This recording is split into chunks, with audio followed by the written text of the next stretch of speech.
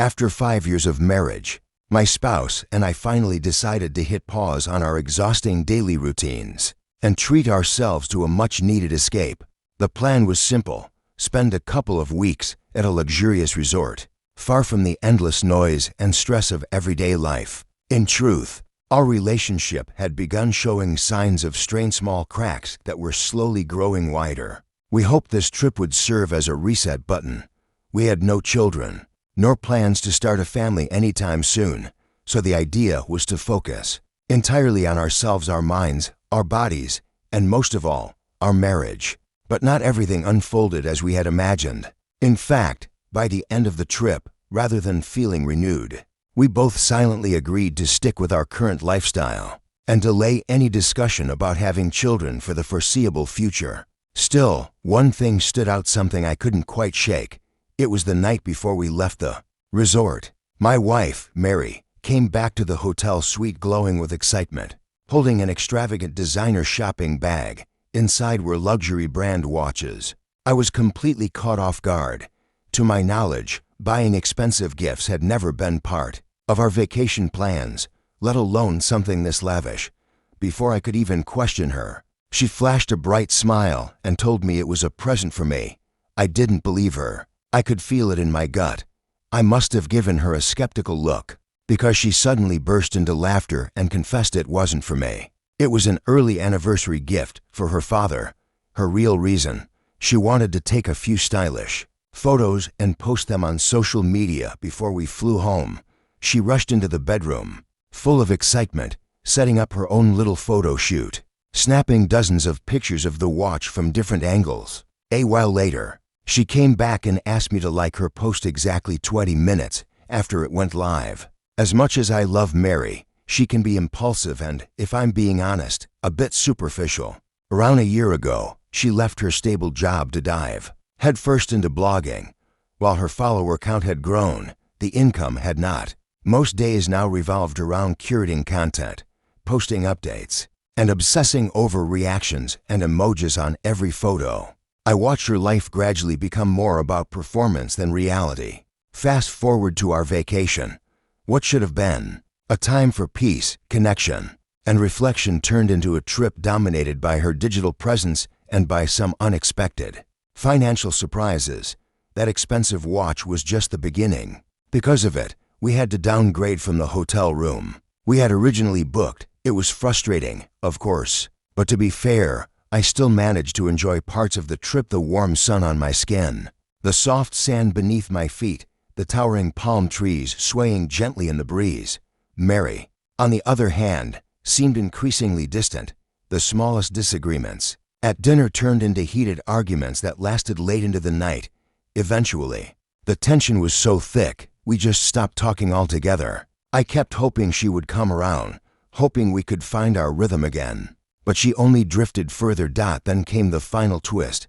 I started noticing strange behavior. Mary began disappearing in the evenings. When I asked where she was going, she'd casually reply that she was meeting a friend and heading for a swim at the pool. But something about it didn't sit right with me. Each time she left, she'd wrap herself in a towel. But oddly, I never saw any swimsuit straps, nothing visible on her back or shoulders. It didn't add up. Who was this friend she had suddenly made? And why would she go swimming apparently naked? One evening, as she left the room again, towel slung loosely over her shoulders, I couldn't shake the unease gnawing at me.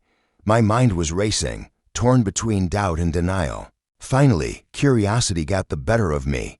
I threw on a shirt and quietly slipped out of the room, heading straight for the hotel pool.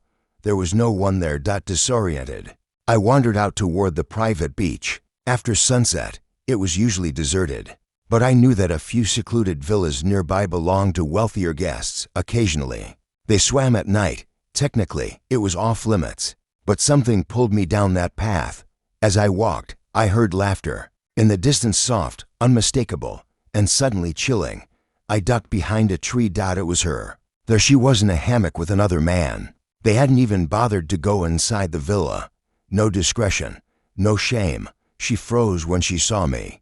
The man fumbled, trying to climb out of the hammock. He stammered something in broken English, something incoherent. Without thinking, I walked up and kicked him in the backside, knocking him onto the sand.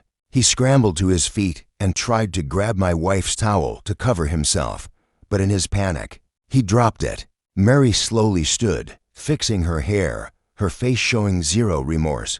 "Damn, it's wet," she muttered, grimacing and wrapping the towel around her body. Then she turned to me, her eyes firm, and said, "It's not what it looks like." I stared, in disbelief. "Really? Then go ahead. Tell me your incredible story. Explain this, Vincent." She smirked. "I was just playing a joke on you. I wanted to prank you, and I succeeded.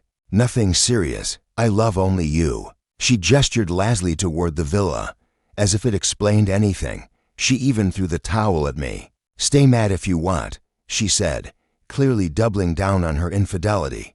The towel missed. I spat on the ground, turned my back to her, and started walking toward the hotel. "Get me some clothes," she shouted. Still standing half naked in the night, I could hear her cursing behind me, but I just smiled to myself. I couldn't help it. Turning my head, I shouted back, "Hey everyone, I'm filing for divorce, and the court will award our property to the fairest of them all. And knowing you, Mary, that sure as hell won't be you." Then, with a sigh full of finality, I added, "I'll see you in court." I returned to the room and began hastily packing my belongings, ready to leave.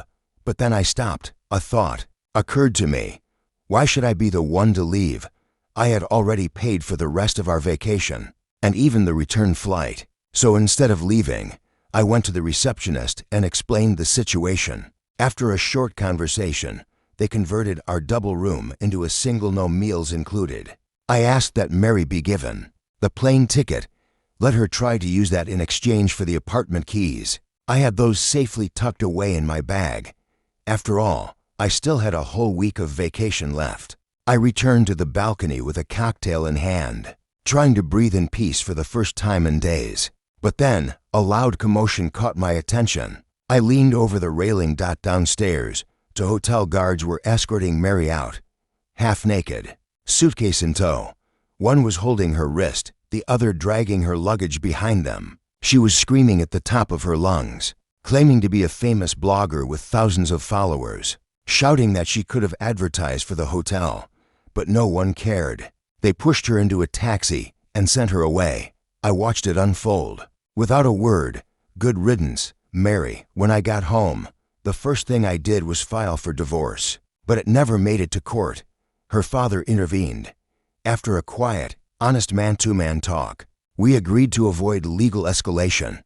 He and his wife gave up any claim to our shared property. He even offered to return the anniversary watch he had gifted us. I declined, politely. It was a beautiful watch, but to me, it was just a painful reminder of a broken marriage, a failure, something I no longer wanted to carry. So that's my story. If it resonated with you or kept you hooked, don't forget to like this video and subscribe to our channel. Hit the bell icon too. More stories are on the way. Thanks for listening.